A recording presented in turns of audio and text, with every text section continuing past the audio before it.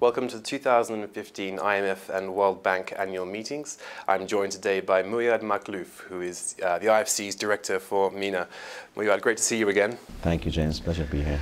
Over the last year or so, we've seen some very challenging conditions in the wider Middle East. Obviously, political and security conditions have changed in some areas.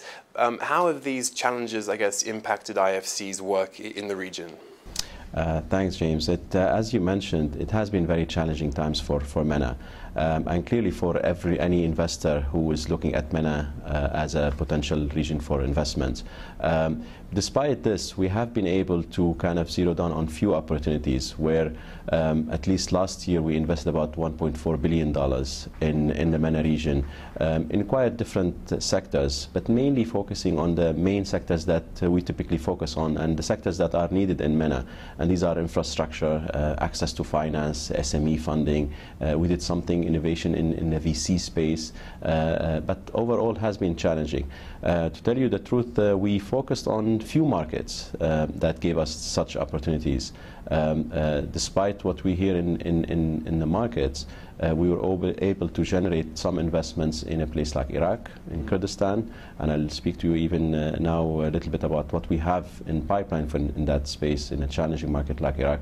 We were also able to book some investments in Jordan, especially around the renewable energy space, solar. We've done 7 solar power plants in Jordan. We also built quite a number of investments in a place like Egypt, where we see a lot of optimism around these days. And also we also did a few things in places like Lebanon and North Africa. Overall, I agree with you, it has been very, very challenging. But the momentum is still there. There are few investors who are still interested in MENA. And from our point of view, to be honest, we're trying to lead this pack. We're trying to bring the confidence bank into MENA. Our strategy has been and has not changed much from before even the Arab Spring, which is around creating jobs, bringing confidence back into the market and creating economic growth in the market. All this with certain interventions, as I mentioned before, focusing on infrastructure, access to finance, investment climate, improving the investment climate, so working very closely with governments on their climate, on the business enabling environment in these markets, and these have been really the focus of our interventions. So you mentioned obviously there are big challenges, but there are also big opportunities in the region, and you discussed your role in Iraq, and you mentioned Kurdistan in the north. Where else have you been operating in Iraq, and how have you cooperated with the government there to promote investment opportunities in the country? Absolutely. Difficult markets. Iraq is a difficult market from a security point of view, so operating in Iraq and sending people to do the simple logistical work and due diligence is not easy.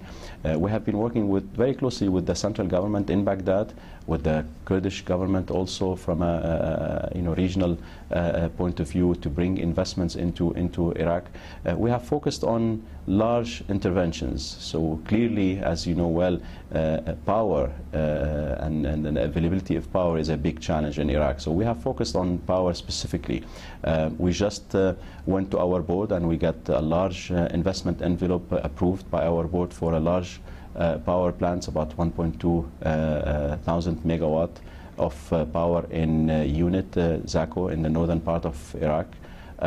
This will be about $600 million envelope from IFC's own account, as well as mobilization from other lenders into Kurdistan. We're also looking at investments in the power sector somewhere around Baghdad, as well as in the south of Iraq. So we're trying to diversify our interventions, not only in one location within Iraq, but also mixing it with different locations, so the north, the center, and the south.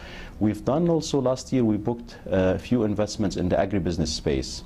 Water bottling in the northern part of Iraq also, and there is some investment in the cement.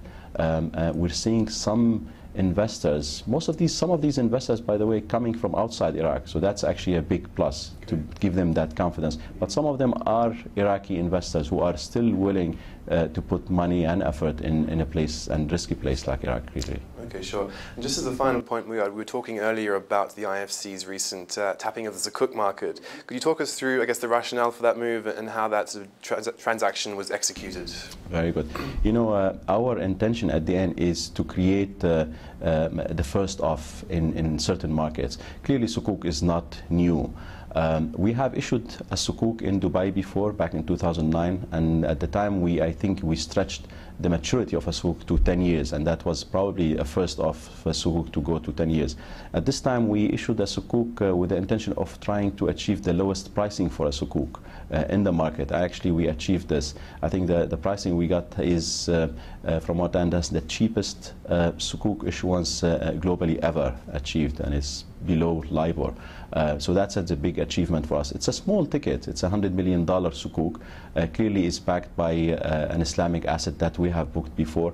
The challenge for us is, from a size point of view of this sukuk, is to establish the asset base that backs these sukuks. And as we go forward, we're trying to have a program of sukuk issuance on a regular basis.